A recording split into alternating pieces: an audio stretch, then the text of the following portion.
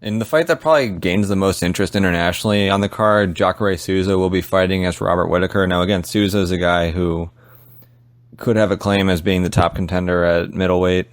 He technically did lose to Yoel Romero, but that was a fight where it went to split decision. I personally had Jacare winning that fight.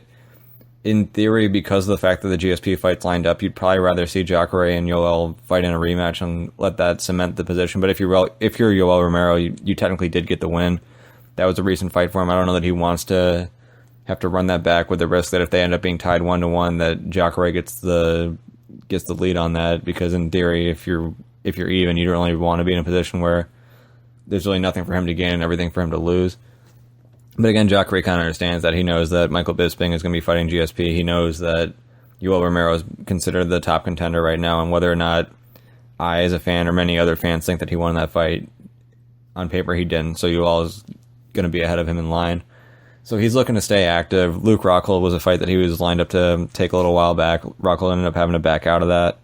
He ended up taking a fight with Tim Boetsch, just did what Jacare does, got him down on the ground, was able to dominate him, and caught him in I believe it was a Kimura. That's a position that he hits a lot.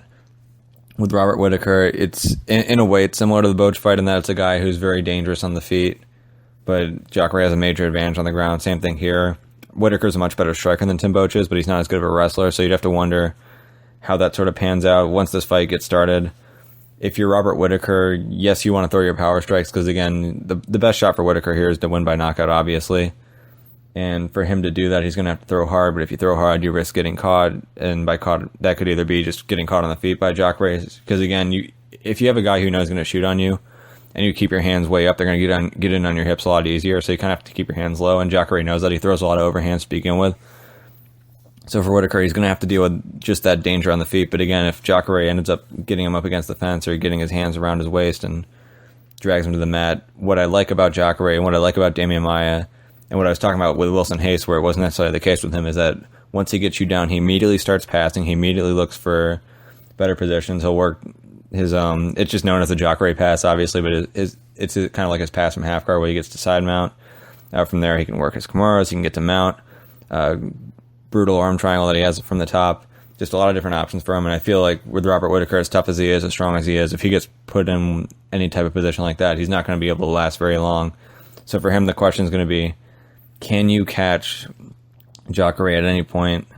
And if he does get you down, how defensive can you be, and what can you do to kind of kill the clock and hope to get out of there? But again, I don't see him winning this fight. He's obviously got a chance. He throws hard. He can clip anybody, but this seems like another win for Jacare. With the win, it doesn't really do anything for Jacare other than give him another paycheck. I mean, unless the UFC is telling him, hey, thanks for taking the fight, Yoel isn't taking the fights, we're actually going to slip you ahead of Yoel, which again, I don't believe is actually going to be the case, then he doesn't move up any higher than he otherwise would. If he loses this fight, then obviously he moves back behind Whittaker, if no one else.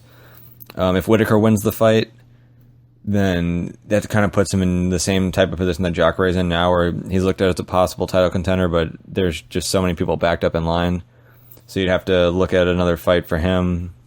You wonder where Luke Rockhold is right now in terms of the line as far as where he'd be at. But overall, it's an exciting fight. It's an interesting fight, but it's not necessarily the most impactful fight because of the fact that Michael Bisping has been holding up this division and holding it hostage with his fights with Dan Henderson and now a fight with GSP.